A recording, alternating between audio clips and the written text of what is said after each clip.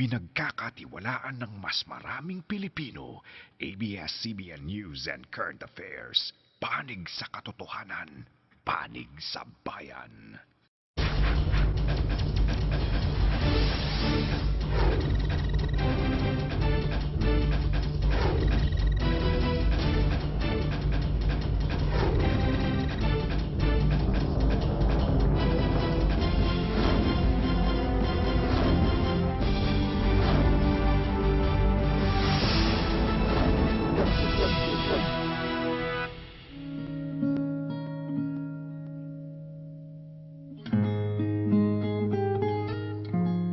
Hindi naman ganitong katawan ko dati. Hindi ganito ang itsura ko dati. Pagka nakikita nga nila yung mga picture ko, sabi, ano na nangyari sa'yo? Bakit nagkaganyan ka na? Sobrang sakit na nararamdaman ko.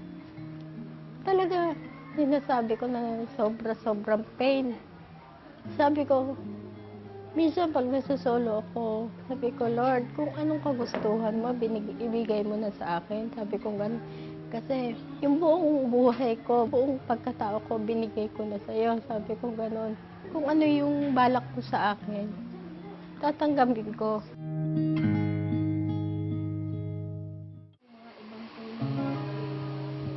Nagsimula lang sa simpleng kulani, lumaki ng lumaki sa paglipas ng panahon. Hindi na ako mapakali sa gabi, hindi ako makatulog kasi may tumutulog-tulog sa tenga ko. At nang maglaon, ang inakalang kulani lang, kanser pala. Unti-unting naapektuhan ang kanyang kanang mata, hanggang sa tuluyan itong magsara. Nakahalata na rin nila, ate, bakit ganyan ang mata mo? Yung parang gumaganong-ganon. Itong isa, yung parang iba dito sa isa. 3 taon na niyang pasan ang sakit na nasopharyngeal cancer o cancer sa ilong. Ngayon nasa stage 4 na ito, pabalik-balik na siya sa ospital. Lahat ng paraan na subukan na niya. Inoperahan ang tumor. Paulit-ulit na siyang sumailalim sa radiation at chemotherapy. Pero kumalat pa rin ang cancer. At ang dating masigla at malakas na OFW, nakaratay na ngayon sa kama. Yung sa radiation, kala ko masakit din yun.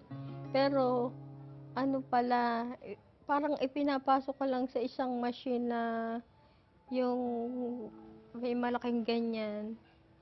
Ang effect pala noon, madadara yung mouth ko kasi nadadamage pala yung saliva. Mas mahirap pa yung radiation kaysa sa chemo. Napakahirap dahil doon ako nakaranas na hirap kumain, hirap magsalita. Pero nanatili pa rin yung pananalig ko sa kanya, yung parang pabagsak na ako, bigla nababangon.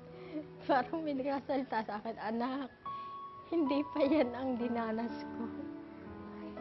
Mahigit pa dyan ang dinanas ko, sabi niya gano'n. Kaya iiyak na lang ako. Cancer. Marinig lamang ang salitang ito, pakiramdam natin kamatayan ang katumbas.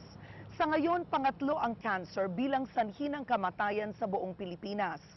4 na Pilipino kada oras ang namamatay dahil sa cancer. Chemotherapy at radiation ang ilan lamang sa mga tanggap na pamamaraan para labanan ito. Pero paano kung may alternatibong solusyon na magbibigay ng pag-asa para sa isang pasyenteng may cancer?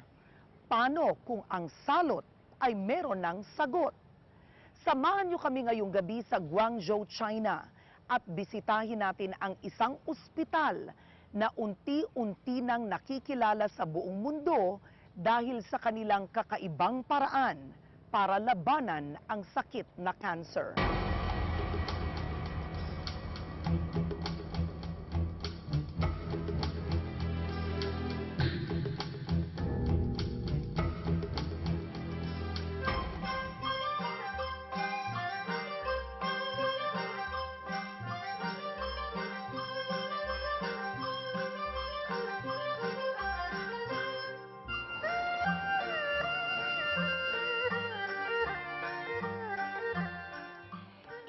Fuda Hospital sa Guangzhou. Kilala ito sa buong China at unti-unti nang sumisikat sa buong mundo dahil sa kanilang kakaibang treatment pagdating sa pagsugpo ng cancer. Dito may 5,000 pasyente na ang kanilang na-treat sa pamamagitan ng tinatawag na cryosurgery at iba-iba pang mga treatment. Good morning. Welcome. Good morning. Si Dr. Ketcheng Su ang presidente ng Fuda Cancer Hospital. Siya mismo ay cancer survivor. Dati siyang may stage 4 liver cancer. Ni minsan ay hindi siya sumailalim sa chemotherapy or radiation. I had a liver cancer, but my cancer belonged to the early stage of cancer. No chemotherapy, no radiotherapy. Our hospital is specialized in the mini-invention therapies for cancer patients. For example, in our hospital, we do the cryosurgery. All the patients are receptive. Ano nga ba itong sinasabing cryosurgery? Nadiskubre sa Amerika at FDA approved noong 1998. Imbis na sinusunog ang tumor tulad ng chemotherapy o radiation, sa cryosurgery, pinagyeyelo at tinutunaw ang tumor habang nasa loob ng katawan. Pero paano nga ba ito ginagawa? Ang sagot, nakita namin sa isang aktwal na cryosurgery.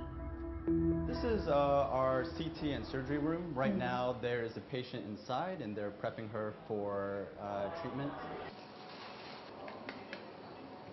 Naabutan namin ang isang 55 taong gulang na Vietnamese na sasailalim sa cryosurgery.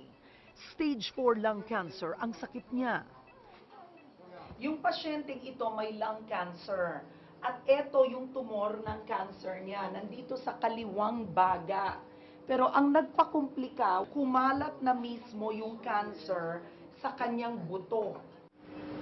Dahil sa laki ng tumor at edad ng pasyente, naniniwala ang mga doktor sa Fuda na hindi na niya kakayanin ang isang operasyon. Si Dr. Liz Hinyu ang eksperto sa cryosurgery sa Fuda Cancer Hospital. Are you doing chemo on the patient too or only cryosurgery? We do chemo and cryosurgery together. First, we Together. do cryosurgery, just like an operation, like surgery, to destroy the big tumor first. After that, we do chemo to prevent the recurrence. Para patayin ang malaking tumor na siyang pinagmumula ng cancer, cryosurgery ang gagawin. Nasa loob ng CT scan ang pasyente para makita ang eksaktong lokasyon ng tumor. Pagkatapos, tuturukan nila ng karayom ang tumor. Ang tawag rito ay cryoprobe. First of all, we put a seed needle inside for a mark, and to be sure how about the tumor size, location. CT scan will be sure. Normally, with conventional surgery, you have a scalpel, you open the body so you can see what's happening. Yeah. But this is what's called a minimally invasive procedure. So they're really taking the probes and pushing it through the skin. Sa cryosurgery, hindi nila hihiwain ang balat ng pasyente.